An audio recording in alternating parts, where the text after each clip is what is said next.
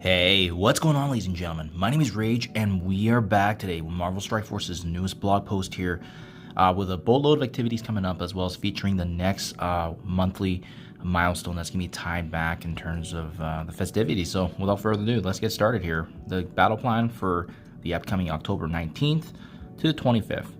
So there is going to be the starting here of the Hunger and the Thirst.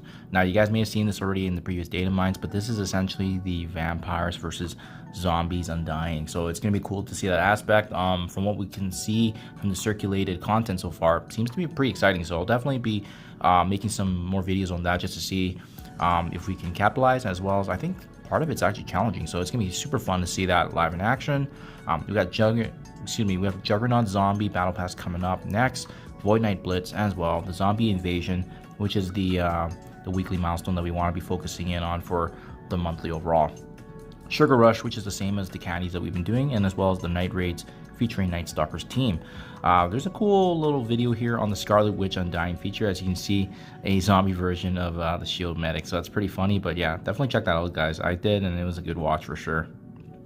They always do an exceptional job actually with the videos getting featured. So yeah, in case you guys missed that preview here, though, this event specifically is going to be tied back to some upcoming activities with the rest of the month. You'll need at least one zombie and one Night Stalker character to participate.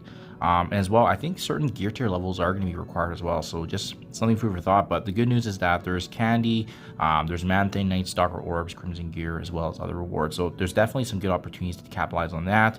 And if you guys are watching this before reset, make sure you head over to the store and claim that free claim, as there are some Omega Sentinel Shards right there, in addition to the Swamp Army orbs, wrapping that up. And lastly, the silver bullets added to the monthly.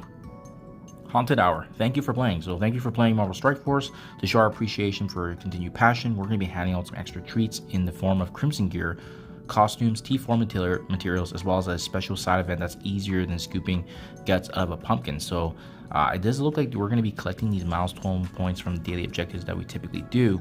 And actually, it's a specific blitz event, actually utilizing both Moon Knight and Agatha Harkness. So you gotta blitz with them for 20 times throughout this 10-day event, which is super easy, and they're going to be adding to this. Now what's cool is that Elsa Bloodstone's Monster Hunter, Moon Knight's Mr. Knight, and Vision's WandaVision, Scarlet Witch's WandaVision, and the new Agatha Harkness WandaVision costume, they're all available. So that's pretty cool that they actually just add in a little freebie appreciation. So it's nice to get costumes as well, especially if you want to customize some characters.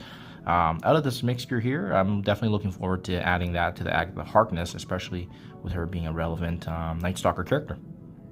So Zombie Invasion, this is the one that's going to be focused in on. We'll probably deep dive it a little bit more, but I know with this one, in the data mines, it's suggested that we do need to utilize some Night Stalker characters to raid, but this is the next leaderboard. So obviously, if you guys have been looking for opportunities to capitalize and increase those purple ice weight ions, there's gonna be crystals, ions, in addition to Man-Thing diamonds that are getting featured usually for the top 1,000 players. So you can see, earn Zombie Hunter orb fragments from the Hunger and Thirst event challenges, spend a Dead of Night energy, raid with Night Stalker characters, and spending of power cores. So definitely caution, guys. There's a lot of components with this event. Everyone's going to be fighting tooth and nail for the leaderboard, but to be honest, Man-Thing is a nice supplementary piece to Night Stalkers, but he's not exactly required. You can still get the job done with the 4-piece, as well as other mystic options. Having said that, the one I would focus in on is try to maximize as much ice weight purple ions as you can.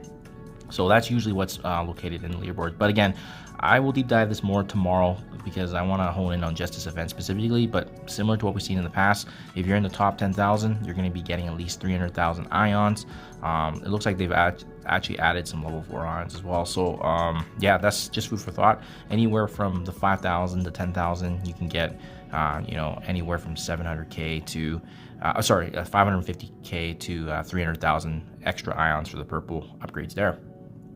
We have the Sugar Rush event, so same thing that we've been dealing with all week in the last couple weeks, the spending of candy to actually add to the milestones there, so pretty straightforward.